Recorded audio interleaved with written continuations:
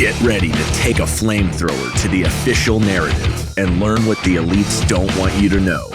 You're listening to The Tom Woods Show.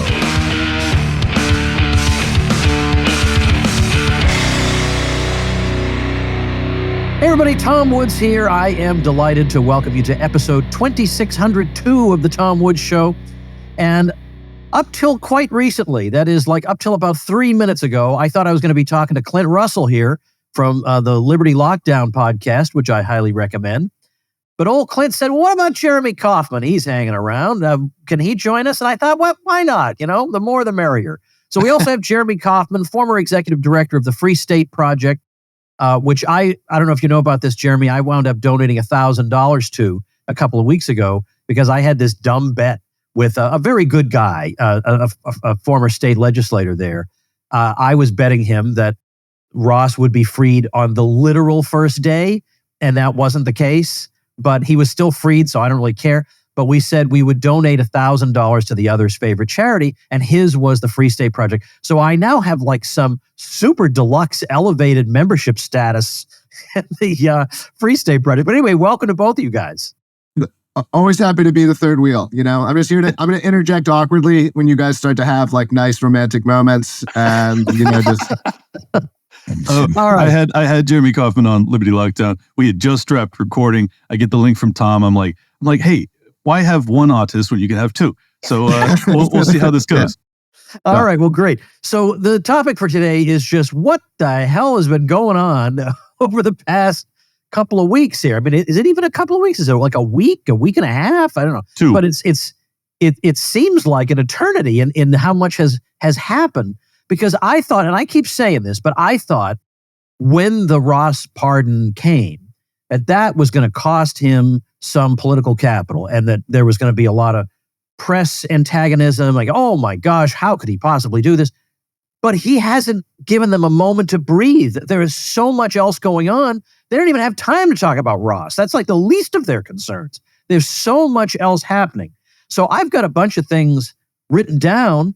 But I just want to know, like, maybe your general impression. I know I've been reading your Twitter feed, Clint, and your general impression has been the same as mine, that this is like a whirlwind of activity. And most of it, in my opinion, most of it good, some of it not so good, but we'll talk about both. But tell me where you are on this. Yeah, just setting my good, bad distinctions aside, let me just get into the tactical analysis. Like, this is one of the most profound, jarring, explosive first 2 weeks to a presidency in my lifetime. It's not one of, it is by far the most dramatic attack strategy, shift, change, tactical, genius that I've ever seen, honestly, because what Trump dealt with over the past 8 years after being spied on by the FBI and undermined every step of the way, impeached multiple times, and then after that, facing lawfare and facing up to 800 years in prison and then dodging bullets and everything else, is like, it appears that either he or someone in his orbit has very much taken the lessons in as to what you ought to do moving forward. And what you ought to do is not be on your heels to these sons of bitches, but you ought to be on your toes. You ought to be driving as fast into them as humanly possible so that they have to be on guard, so that they have to be basically reacting to your maneuvering as opposed to you being on the defensive. And it's like, I've never seen anything like it. It's not just the establishment. It's not just the deep state. It's the media. They can't create the uproar because by the time you get enough people upset about A, he's already on to D. And then by the time you get the popular, anger about C, he's on to F. And he's just going so fast they can't keep up. It's remarkable. It's genius. I know I'm going to be laughed at for being that positive about Trump's second term, but I really think that what he's doing is genius. Well, I'll say when I'm 78 and a half, I want to be half as vigorous as that. No kidding. I mean, the contrast with Biden is obviously the striking one, and I don't think anybody doubts that Trump himself is directing all this. Whereas who knows who was directing Biden? But we all know this has Trump's fingerprints all over it, and it has an obviously Trumpian Truth Social post to accompany every single move he makes. Jeremy, now we're having an awkward moment, so you jump in. That's it. Yeah. I mean, I think. Look, it's way different than 2016 to 2020. At least that's my initial impression. I think what's trying to be done is so massive that it's not actually done via one executive order. Right? There are many subsequent rounds of battles that are going to happen here for this stuff. Some of this stuff to happen. I think it's a very promising beginning. I think it's more than I thought. I think the attacks that he suffered, why he can do the Ross and so much of the other stuff. It's not just that he's doing so many things, but they spent 4 years crying wolf, and you can only cry wolf so many times. And once you've cried wolf too many times, he gets to actually be a wolf. You don't get to cry wolf anymore. So hopefully he takes advantage of that, and hopefully the good things get all the way through to the end state. If my role is to be a wet blanket on this show, like I will say that there is, one, it's not clear that he's going to do some of the most fundamentally important things that need to happen. And then two, it's that these are opening volleys. And in terms of actually making this stuff happen, we have to see this go on for a very long time. And sometimes Trump collects his optic, and doesn't care as much about seeing the whole thing through. So we've got to make sure this stuff actually happens as well. Well, no doubt about it. But I will say that one thing that has really surprised me was that he and his team went directly for USAID, United States Agency for International Development, which is an institution probably nobody other than people on the take and libertarians are even aware existed. But it is in David Stockman's list of agencies that absolutely have to go. Like we can't even debate this. Like they've just got to go. But it's nice to make those lists. It's quite another thing to carry them out. And all of a sudden the website went down. They're taking the logo off the building. And when you start peeling back the layers of the onion of this thing, it's more sinister than you thought. I mean, the best you can say about it is that it's a boondoggle like all of the entire foreign aid, development aid, cash cow of the past 50, 60 years. It accomplishes less than nothing other than lining people's pockets. And you can find that out. Anybody who's an international businessman who's ever observed this agency at work knows what it's all about. They start a new project, they abandon it, they start another project. It's all this it's absolutely wasted money, but it's worse than wasted money. Now we're uncovering that the evil and horrible and morally inexcusable Bill Kristol was on the take on this thing. And so all this stuff is coming to light that no wonder people like Bill Kristol are all in a tizzy about the shutting down of this kind of thing, because it's not because they believe in some idealistic devotion to helping their fellow man. That never enters their calculus. No. And now it's becoming obvious even to an ordinary person. Yeah, I think this comes down to the blue-pilled versus red-pilled distinction amongst libertarians, where the blue-pilled libertarian is the government is just wasteful and ineffective. Right, The red-pilled libertarian is no, they're trying to overthrow everybody and remake the globe in their image. And that I fall more into the latter camp. I think that there is ample evidence to demonstrate that USAID was created during the Cold War under JFK, and it was meant as a funding conduit by which they could control, so that they didn't have overlap between CIA and State Department and other, three-letter agencies. They wanted to have kind of a uniform funding avenue for these programs to conquer the world or to control, global trade or politics and things of that nature. And they've done it.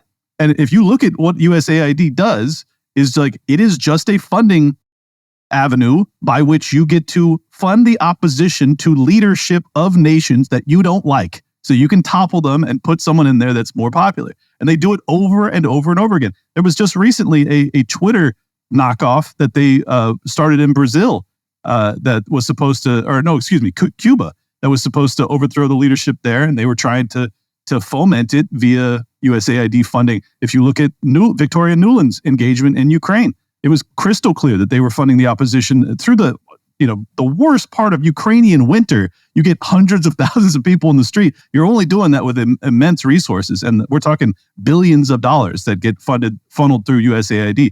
So I think this is striking at the heart of the beast. I mean, USAID is it's more dollars are directed through it than there are through the CIA and the State Department. I mean, it's an enormous funding avenue. So I think this is a huge step in the right direction, and people should not downplay how meaningful it is. However, to interject before Jeremy Kauffman throws the wet blanket on everything, the plan as of now is to not get rid of USAID, but to have Marco Rubio at State Department. Yeah, roll it into the State Department. Yeah, and I'm like, is that really that much of an improvement? I'm not so sure. Yeah. I mean, I hate to have our side be like the left with the defund the police, and then it turns out, well, we don't actually mean defund the police. We just mean move some of the graft around. Like, that I actually do mean it. No, I mean it. I 100% mean it. I think some of them do mean it, and that is one of the reasons to be optimistic. Like well, everyone's the average of the 10 people they spend the most time with, right? I think there's something to that statement. And Jeremy, Trump I'd love to know who the hell you're spending time with in that case. But children, there's a lot of children. But Trump, he's a father of four. That sounds very weird, but it's totally benign. Go ahead. Sorry, I do a lot of homeschooling. Trump has much different people around him. Like, and it's clear that like a lot of this stuff is coming through X. I mean, how many posts on X did you see? Mark Andreessen, Mike Benz, these people. I mean, Rogan did like 2 full episodes or more and I don't listen to every Rogan episode on the NGO, complex. So it was like social media brought this stuff to the front. And now you have, I'm not trying to take credit away from Trump, but I think a lot of this has to go to the people who are now around him. A lot of people probably put there by Musk who are consuming different sources. Like Trump listens to like CNN and like he's not, Trump isn't on X. This is coming from the younger people. It's coming from people like Musk and his circle. These are the people who are, I think, paying attention to all this stuff and coming in and wanting to do these things. I don't know. You think let's knock USAID off is like top down from Trump? I'm sure he's along for the ride. I'm not trying to take credit away from him, but I think this has got to be from people around him. Oh no, it's clearly Musk. I mean, I think what happened, there's a bigger master plan, but from what I can tell, based off of Musk's kind of like just whiplash moment yesterday, was that via his DOGE work, he realized that, oh my God, the heart of the beast, the biggest dragon head is actually USAID. Like that's what. If you look at his Twitter feed yesterday, he is just constantly posting about it over and over again, and he's posting the most dramatic stories. I think that he was really having an aha moment. I don't think it was an orchestrated plan. He just realized because they were doing these audits that, oh my God, they're not even going to open up their books to us at DOGE. And then when he realized that, he's like, oh, this is exactly where we need to look then, because this is where it's all happening. Trump did he did exactly what an engineer would do. So you show up, you say, like, I want to understand how all this works. And probably what happened is no one could tell him, right? Like that. So he's like, well, what system moves all the money? I want the keys to that one, and that's what they went in and did. And that's gonna, you go right to the control source, and now you're going to be able to tell everything that's happening. Hey everybody, it's Old Woods here to de-bamboozle you. We've been brainwashed into believing the only way to grow our money for retirement is to risk it in the stock market. Not true. You can reach your financial goals and dreams without taking any unnecessary risks. Bank on Yourself is the proven retirement plan alternative that lets you bypass Wall Street, beat the banks at their own game, and take control of your financial future. What does that look like? Well, guaranteed predictable growth and retirement income with no luck, skill, or guesswork required. Your plan doesn't go backward when the markets tumble. Both your principal and growth are locked in. Tax-free retirement income. You'll know what your tax rate will be in retirement. 0 under current tax law, which protects you from the coming tax tsunami. And you're in control. You get access to your money for any purpose with no questions asked and no government penalties or restrictions on how much income you can take or when you can take it. Can't do that with a 401k or IRA. You can get a free report with all the details on how the Bank on Yourself strategy adds guarantees, predictability, and control to your financial plan. Just go to bankonyourself.com/woods. That's bankonyourself.com/woods. Let me just add real quick too. The USAID is responsible for the Wuhan Institute of Virology funding. USAID funded via EcoHealth into WIV. Like that's how that happened. There's also Victoria Nuland under testimony coincidentally from Marco Rubio a couple years ago admitted that there was biolabs that were happening, that were in Ukraine, that she was concerned about falling into the hands of the Russians. If these are just benign biolabs, why are you concerned about them falling into the hands of the Russians? Well, the answer is, unfortunately, that you were probably doing gain-of-function research there too. And if you actually know what gain-of-function research amounts to, it probably means bioweapons research. So I think that the USAID was, in fact, the funding avenue for the creation of COVID. And you may have to bleep this out of your channel, but I'm telling you the truth. I genuinely think that's what happened. I'm good friends with Dr. Andrew Huff, who was the whistleblower at EcoHealth. He's expressed this to me, fairly succinctly, and I think that the evidence will prove that out. And the fact that we don't have all of the smoking guns necessary to prove this definitively is just a consequence of them trying to cover their tracks. Rand Paul has been doggedly in pursuit of that evidence, but if you watch any of his testimony, he goes, "You're not giving me the stuff I asked for." So they are hiding from him the answers, and they have them. I have a few things written down that I want to talk about, but I want to know, if I were just to ask you guys spontaneously, I guess, Clint, I'll start with you. If you wanted to give like a highlight reel of the past couple of weeks, I mean, we've already covered a couple of things, but, and I mean, obviously the Ross Ulbricht thing, but I've done a couple of episodes on that. What would you include? I mean, obviously there's plenty of DEI stuff. Yeah, I mean, I think that the highlights so far, it's hard to say what the ceasefire in Gaza will amount to, but I was very heartened to see a ceasefire nonetheless. I mean, that's the prerequisite for peace. So at least it's a step in the right direction. I still think that Trump is doing the bidding of Miriam Adelson and will likely end up giving a huge portion of that land over to the Israelis. And I think that will probably create additional, strife. So I'm not saying that's everything, but at least it's more than I could have gotten from Biden or Harris administration, as evidenced by the past 18 months of abject horror that was transpiring there. Then I also like the fact that Trump has already said he's opened the line of communications up, which were totally frozen, which is completely suicidal, with Vladimir Putin to try and negotiate peace in Ukraine. He then, once again, which he also did this during his first term, but he's doing it with more gusto this time, which is obliterating the DEI, ESG type framework, which I've railed against for years now. I think that's a huge step in the right direction. If we're going to be competitive in a global economy, that is a prerequisite. We absolutely must get away from this DEI framework. It's totally catastrophic. It's totally un-American, I might add. So I think that was great. I think that his negotiations, this may be unpopular amongst libertarians, but I like the fact that he's playing hardball to try and get our neighbors to stop some of this immigration flood. This actually ties back in, and this is once again the distinction being kind of red pill libertarians. I think understand that once again this is USAID NGO funding that was assisting this migrant flood that happened under the Biden administration. When we're talking about 10 to 12 million illegal immigrants coming across in a 4-year period. A huge amount of that was being funded by us being robbed via taxation to then hand out to these organizations to help with this immigration flood. I think that, using the pressure, the executive pressure that Trump has on both Canada and Mexico, as well as other South American countries, to try and get them to take their people back, has been intelligent. It's wielding state power, which libertarians are always hesitant to do, and I am as well. But I think it has been a step in the right direction. So I could keep going, but those are the first ones that came to mind. Well, as long as we've... I think... no, you go ahead, Jeremy. You're more interesting.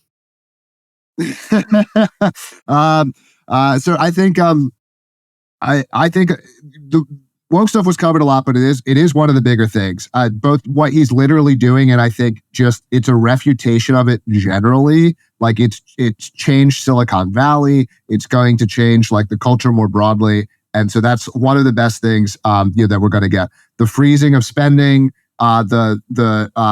just generally, I think the way that Musk and the DOGE team are going about things, which is like it's the real serious like engineering way of approaching things that I would really want to see. It's like, all right, well, what's the target? How much do we need to cut per day to achieve it over a year? Are we hitting that number every day? It's a type of thinking that I feel like we haven't seen, from people in a long time. I would still disagree with some of the Some of the tariff stuff, I think probably he's going to do some things there that are going to be wrong and ultimately a little bit hurtful. But if he's doing it from a negotiation perspective, like if you're getting countries to give you concessions or to do things and you're using it as a threat, I think it's important to give him some space to do that because he is a negotiator. He likes making these kinds of threats. So to me, if Trump is threatening a tariff, I would at least as a libertarian, kind of wait and see what actually happens because I think at least some of the time he's doing it as a negotiation tactic. And all the prisoners, not just Roth, but like we had, how many January 6th prisoners were there? It was over 1,000. Like most of these people were quite literally political prisoners. How many? 1,500 plus. 1,500, yeah. So it's like, and a lot of these people did literally nothing wrong. Like, so from a libertarian perspective, it's not just Ross. America had over 1,000 political prisoners, who were just freed, by Trump. So I think that's obviously a huge win as well. And I was wondering if when he came back in, if he was going to conduct himself like a guy who had just been basically persecuted for 4 years and treated absurdly for 8. And that's exactly how he has acted, to my surprise. I kind of half expected another 2016 by the time the dust settled. But it's like, no, he remembers names now. Doesn't it seem as if he's acting as if someone tried to shoot him? Yeah, he is. But the thing is, that's not usually how it works. Like in the U.S. context, the left acts like that, and the so-called right is very apologetic and excuse making, and we'd love to accomplish this, but and they're wringing their hands, but there's no way we can do it. And what I think he's done is just exposed, in case you needed it to be exposed, that some of his predecessors really didn't want to do the things they said they were going to do, because they could have, they could have, but they just don't want to. Yeah, no, I think that's exactly right. And I think that's really the problem with Donald Trump from the establishment's perspective, is that he's now taken that veneer off. That like, I wanted to, I'm Barack Obama. I wanted to shut down Guantanamo. I just couldn't, or I wanted to go against the Patriot Act, or I wanted to end the war in Afghanistan, or I wanted. Well, yeah, you could have. And like Trump is now just shattering all of the excuse making that's happened from prior American presidents. But I think even more so, he represents a real challenge to the expectations of voters in all of the West. Like, Europe has to be looking at us going like, wait. You could secure the borders in like 10 days. Why aren't we doing that? Yeah. I think these are like every win that Trump gets is a win for every populist movement all over the world. And I think it's going to represent a huge problem for the status quo politicians that promise you the world and then deliver nothing. Like, people are going to expect things to get done now. That is a catastrophe for the bureaucracy, but I love it. Yeah. But so the populism stuff is compatible with a lot of the foreign negotiations, the foreign policy. Even the tariff stuff is probably popular, even if it might violate some principles and be incorrect on some level. But this is where I think it gets interesting, is like a whole bunch of the stuff that needs to get done isn't going to be popular. And so I like Trump is coming in with a vendetta. He's tearing apart bureaucrats who hurt him, administrations and entities that hurt him. From the perspective of a libertarian who wants to see government, shrink substantially, like, I don't think Trump's going to rein in military spending. I don't think entitlements are going to change at any point, during his presidency. This isn't me trying to complain. Again, the money going to USAID is among the worst dollar a government can spend. He's doing very good things. But like, I think, the fact that this is even so exciting is partially a reflection of just how bad things have been for so long. Like, there's still not even a promise here of like some very substantial problems, getting right. Tackled in the slightest. Right? We don't even talk about repealing Obamacare. Right? Trump ran in 2016 on repealing Obamacare, didn't do it. There's no talk of even going back, to a pre-Obamacare healthcare program. Republicans are in control. Why not do it? And so, we do lose, it is easy to lose sight of all of these. Like, what's there is so massive. It's great that they're getting rid of some small amounts of it, but like, it's most likely that's probably about what we'll end up getting and not too much more than that. Yeah, well, the thing is, I have just, as I get older, I've tempered my expectations. I assume nothing's getting cut. I assume that no one wants to cut anything. They say they do, but they really don't. If you look at the polling data, there's really nothing that most Americans want. But then to me, it's like, so is it just this way forever? Yes, I think it is. Like it never. I think, and you know, realizing that, Jeremy, has given me a tranquility that surpasses all understanding. Because now, knowing that that's not ever going to be fixed until a massive crisis occurs, I just focus on other things now because it's absolutely hopeless. I focus on what I would like to say again. Black pill Buddha. He found Zen in desperation. I'm black-pilled only on this, but it is a big thing, like the spending. Yeah. But I feel like, okay, I'm not going to get that, but maybe I can get some of the worst anti-civilization forces out there smashed and humiliated and removed. Totally. Yeah. And the foreign policy. If it was on the other side with people complaining about Trump, I'd be playing your guys' role. Like, I know you would. And Jeremy, we have to have what you're saying. It's very important.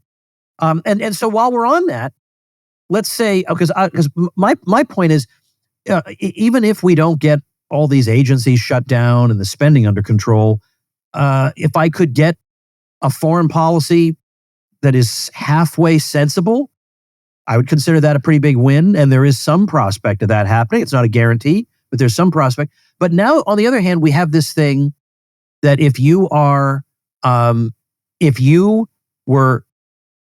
campus or you were expressing opinions hostile to Israel, then you could be deported.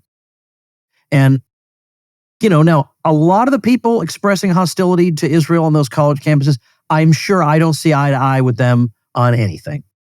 But all the same, I don't think that's the way I want this decided. There are plenty of grounds on which you can decide somebody shouldn't be here anymore. But is that the one we want? No. But I mean, this is student visas. I mean, he's not deporting American citizens. I just wanted to clarify that. These are foreign students that are on visas that are at our campuses that he's targeting those people, saying, well, clearly you don't stand with Israel, so you're un-American, so you gots to go. Hey, everybody, let me just be straight with you. You've got to put your foot down here. There is absolutely no way you are pleased with your health insurance policy or what you're paying for it. So I urge you to do what the Woods family does. Restore sanity to your health care with Crowd Health.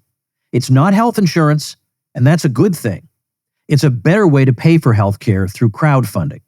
For $175 for an individual or $575 for a family of 4 or more, you'll get access to a community of people who are willing to help out in the event of an emergency.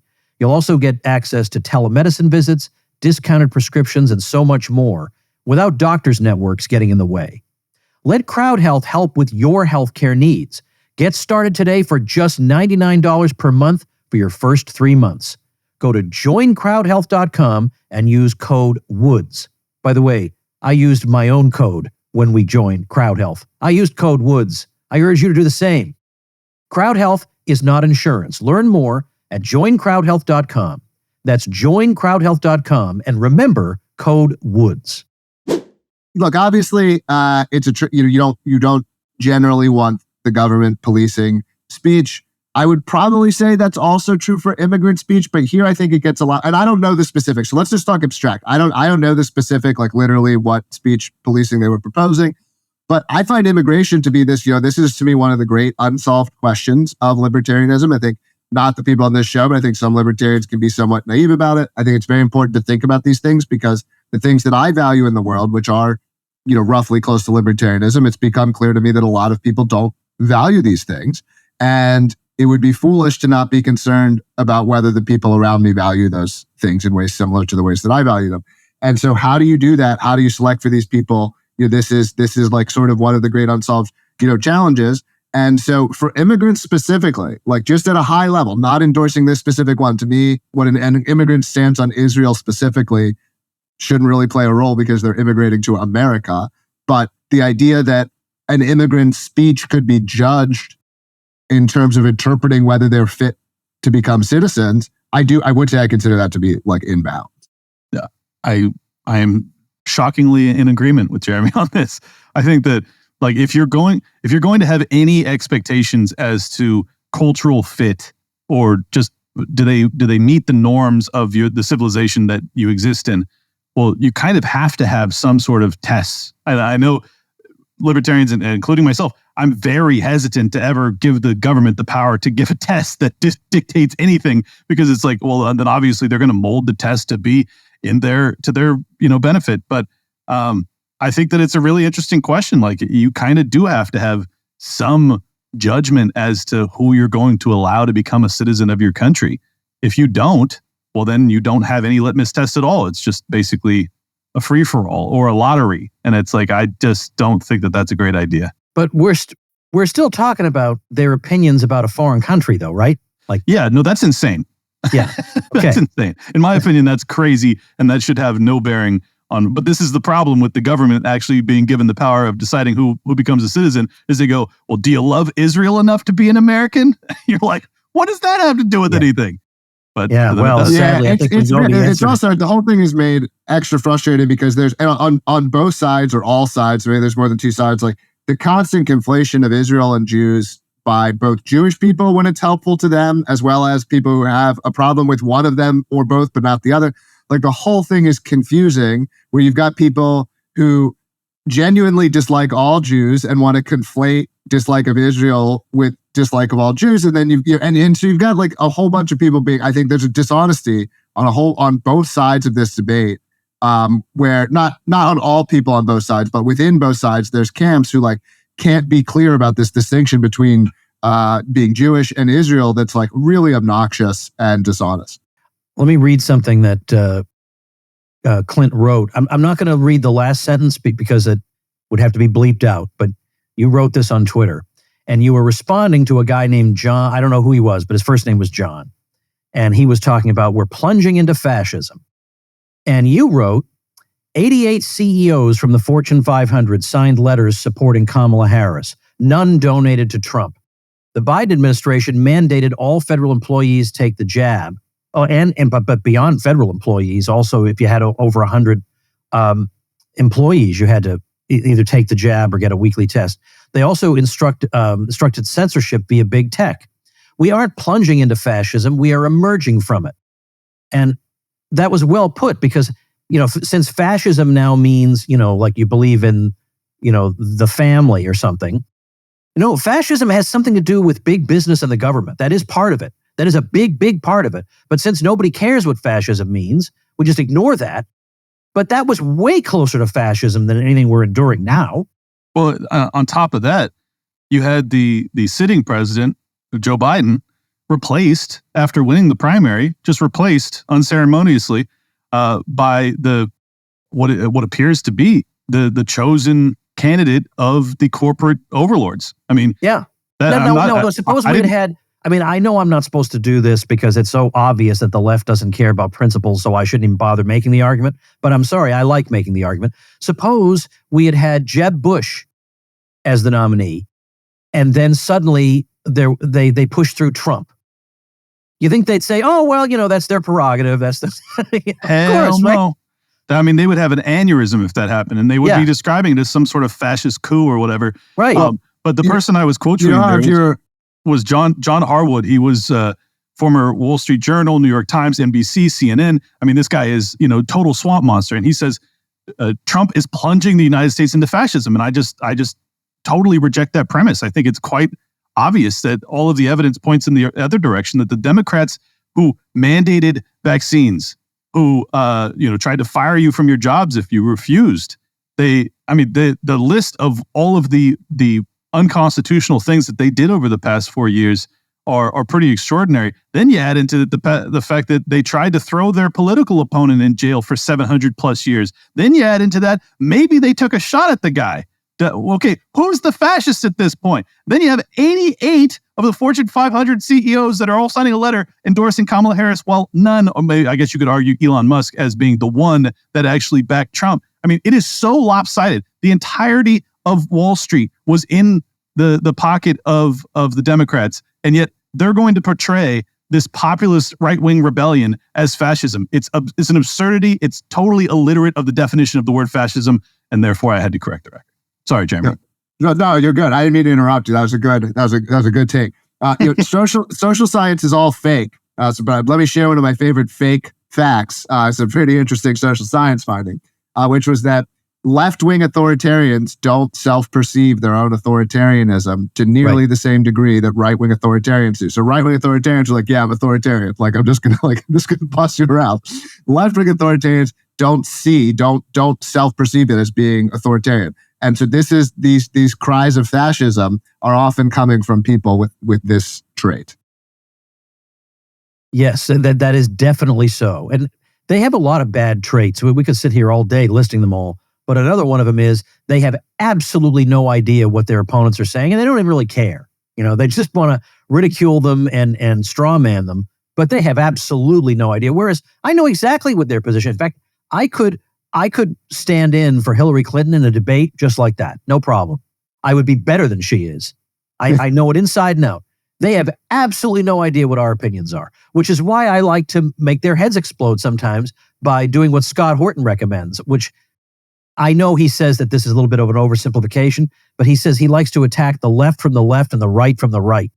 Like right wingers want to abolish this, that, and the other thing. Well, Scott wants to push them. Oh, don't you want to abolish things? Aren't you against government employees? Then we should shut down X, Y, and Z, which they'd never even thought of. And, you say that doesn't work, but a lot of them are prepared to shut down the FBI now, and I never thought I'd live to see that. Well, a good example of this was my opportunity to debate Vivek at the LP National Convention. It was Vivek is an unbelievably gifted orator. Unbelievably gifted. The fact that I could even hold my own against him, much less, land some good blows, was just evidence of the correctness of libertarianism. I have no business actually competing with Vivek, but Vivek can't tell the truth as much as I can because I don't have anything, I don't have any guardrails other than the truth. I just get to tell the truth. Vivek has to go up there and argue that Trump was perfect in his first term. He just can't be at all critical, whereas we get to tell the truth about everybody. And you're exactly right that I can absolutely argue the oppositional side, be that Republican or Democrat, better than they could ever even begin to guess at what we believe in. And this is why we ought to be prevailing in these fights. This is why it's so frustrating that we don't prevail, is that we are so much better equipped.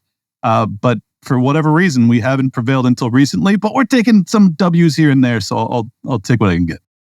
Well, ironically, being able to understand your enemy often results in greater empathy, right? If you understand them and where they're coming from and all these things, it's often harder to see them as evil or malicious. Although I think some of these people do border on that. A lot of them I think are more self-deluded than they are specifically, actively, and intentionally evil.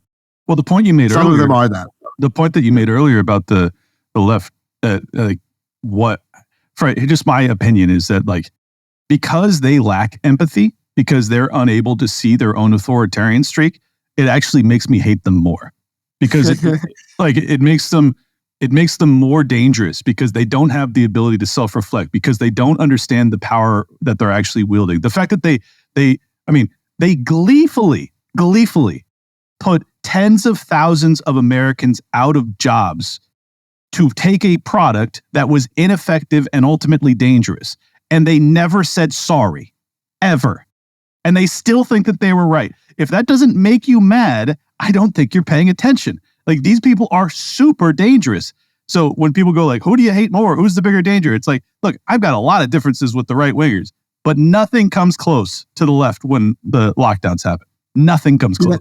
There is a sense in which, if a leftist claims to be empathetic, it's probably anti-predictive of them actually being able to articulate what you think and believe.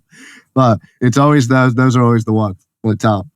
Well, I know that at least I know of quite a number of cases where a debate was proposed between somebody who's at least within the ballpark of where we all are, and somebody on the left, and the person on the left will not debate.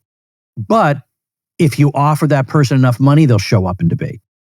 So they don't want to do it. They don't know that if they really thought they would just crush the other side, they would do it. But if you pay them enough, they'll show up. So they can be bought, these people. Well, that's what makes the libertarians very special. We show up when you don't want us to be there to debate. You don't have to pay us. We'll pay you. I'll literally be back in front of your house tomorrow morning. I will be in your replies. I have you on notice. But we're starting again. But building on what you said, Clint, about they haven't apologized and all that. I was scheduled to do a debate in April of 2024 on the COVID restrictions because I wrote this book, Diary of a Psychosis, right? And I was going to go talk about it. And I have that book at diaryofcovid.com. So if there's anybody out there who doesn't have it, that's the cheapest place to get it because I ship it literally right from my office here. And I just charge you what it costs me to get it and to ship it to you. That's all I charge. So cheapest way to get it, diaryofcovid.com. Anyway, so I was supposed to do this debate. The other debater couldn't make it. He had an unbelievable family tragedy a couple days before the debate. But he did send his opening statement to Gene Epstein, the moderator, to read in his absence so that we wouldn't have a full-blown debate, but we could at least have an evening of conversation. So he went first, and so I'm sitting in the front row listening to his presentation. And I thought, all right, I've been studying this really closely for several years now. I don't see how I lose this debate. I can't imagine what his arguments could be. I have all the facts and all the numbers on my side. What could he possibly say? But then on the other hand, there's always that bit of self-doubt that maybe I had a blind spot, maybe this is all going to come out, at the most humiliating possible time, namely in public, on a stage with a camera rolling. So I'm sitting there ready to take notes as I'm listening to this opening statement. And by the end of the opening statement, my notepad was blank. It was all fluff. There was nothing to it. And the guy had said that he worked really hard on it. And I thought, how? I mean, you don't. So I said, my wife was sitting next to me, and I said, "This is going to be no problem." And I went up there and I gave my presentation. So I really wish he'd been able to be there, but I just couldn't get over it. Like they're all convinced that they're right, but doggone it, you ask them to justify it, and it's like nothing. It's nothing. It really is religious devotion. I had a very similar experience to what you did, Tom. I was sitting, edge of the room during the live debate with Dave Smith and Chris Cuomo, and I'm just thinking to myself, like, all right, if I'm Chris Cuomo, how do I mitigate the damage of what I've done over the past 4 years? Like that. That's what my thought process would be, because I have a conscience and morals. So I was like, how do I actually? But I still want to have a career, right? So like, I got to figure out a way to manage this. And like, my answer was, well, you need to admit some things you got wrong, and you need to own it. Like that's what I would do. And he is like, no, I'm not going to do any of that. Yeah, because you would think that would generate some goodwill, like a little goodwill in the audience, because it's so rare to have someone admit fault. Bingo. That's the whole thing. Because they're all such pathological liars. All we're asking is for just a smidgen of contrition. Just give me a touch of it, and I am the most forgiving person on the planet. That's all I need. Just a little bit of an apology, and I'm like, we're good. Sure, you tried to ruin my life and take my kids away, but we're good because you said I feel a little bit bad about it. Like, I am that forgiving, but I can't even get that from these scumbags. Like, that's where we're at. And this is why I have no respect for Chris Cuomo, because he just sat up there and he lied. And then they'd show a video of him lying about what he had said in the past, and he would just it's like he didn't even see it happening. It's like, these are clips of you saying this stuff, and he still doesn't care. Like, I think Dave felt like, oh, well, now I got him because I have the video evidence. I got him. Yep. And the video evidence didn't do anything. No. But yet we all watched it. Like, everybody in the room just watched it. Yep. And he doesn't care. These people are sociopaths. Like, that's the only answer.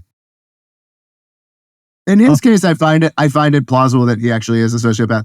I think there is this thing though where like people are just remarkably good at like not perceiving information that's not helpful to them. Yeah. It's just like, and it just I don't know where it went, but they're just brain somehow like just like rolled in and out, and like sometimes there's intentionality. Sometimes, not denying the sociopaths are real, and Cuomo could totally be one. But there's also just like, I've seen it with people I'm much closer to who I think are not sociopaths. And it's like, humans are very talented at not letting information, into their brains when it wouldn't, they don't want it to. And so you can just sit there and like watch this contradicting video and just, 5 minutes later, it's like it didn't happen. Clint, your Twitter is Liberty Lock Pod. How should people follow you? Should they go there? Maybe listen to Liberty Lockdown? Yeah, no. The Twitter. I've got too many followers. I've got so much more followers on X than Jeremy Kauffman. It's not even. There's no point. There's no point in people following me anymore. But what people ought to be doing is they ought to be subscribing to Liberty Lockdown. I do usually only 2 episodes per week, but I always put a lot of TLC into them, and people seem to really enjoy them. So if the great Tom Woods audience would subscribe to Liberty Lockdown, I'd appreciate it. It's on YouTube, Spotify, Apple Podcasts, everywhere. I also do a bunch of other stupid shows like Tower Gang, which you should never ever watch. Very, very dangerous to watch. And other than that, yeah, at Liberty Lock Pod on X. If you want to support my work, subscribe there. I'll follow you back. Jeremy Kauffman will surpass me on X at some point. Yeah, whatever, Jeremy. Calm down. That's all right. I the only reason people know who I am is because I post on X at this point, and I still I'm like probably like 1/1,000,000th of as many followers as Clint has. That's a small number. It's a liar. I don't know. I didn't have the math skills to get into Doge. Jerry goes quantum leap. That's what most.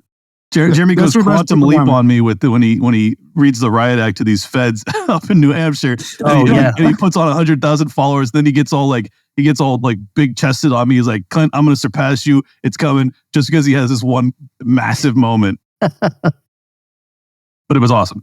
All right. Well, I'll have links up for these guys. TomWoods.com/2602, also in the video description. What was I going to say? Oh, you know what's fun? Speaking of podcasting, I'll just say, Michael Malice over on his You're Welcome podcast has this thing whereby he takes digs at me on the show every once in a while, and they're just so good. And I don't respond because I feel like in our relationship, I'm the straight man, so it's not funny if I respond, right? So like that's like Bob Newhart played that role on the Bob Newhart show. That's parentheses. That's what's interesting about the Bob Newhart show and Seinfeld. That Jerry Seinfeld, who is the real-life comedian, is the straight man in his own show. Bob Newhart's a real-life comedian. He's the straight man in his own show. That's a great point. I'm not a real-life comedian, but I am definitely the straight man. Anyway, so he had Vivek on once, multiple times, but one time he had him on, and he's buttering him up and saying, look, you are a winner. You've accomplished this, and this, and you're here because this is a show for winners. If this was a show for losers, it would be called, and then he's got my voice saying, The Tom Woods Show. I mean, it's just hysterical, right? So the other day he had, who was it? Jesse Kelly was his guest. And Jesse Kelly was saying, we all know that guy who is totally unqualified, has no business being where he is. And as he's saying that, Malice's face is morphing into mine. and Jesse Kelly's continuing, and as he's describing, the description is getting more and more remote from anything that could possibly describe me, but he's got my face on it. And I just feel like, that brings me joy. that half Malice's listeners don't even know what's going on, but the half who do, which includes me, takes great pleasure in that. I love it, man. Every time I think he calls you the very failed Tom Woods or something like that.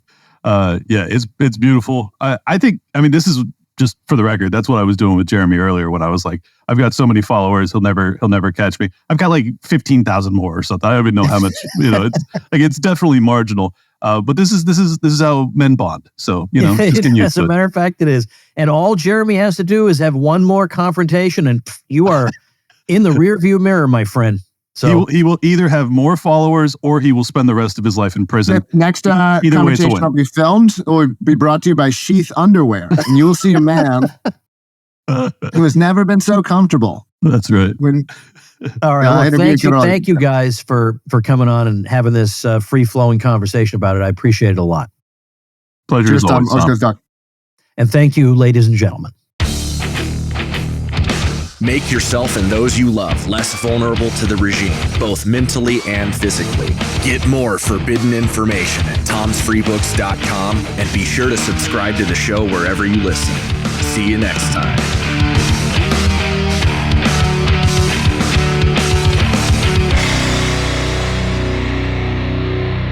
Like the sound of The Tom Woods Show? My audio production is provided by Podsworth Media. Check them out at podsworth.com.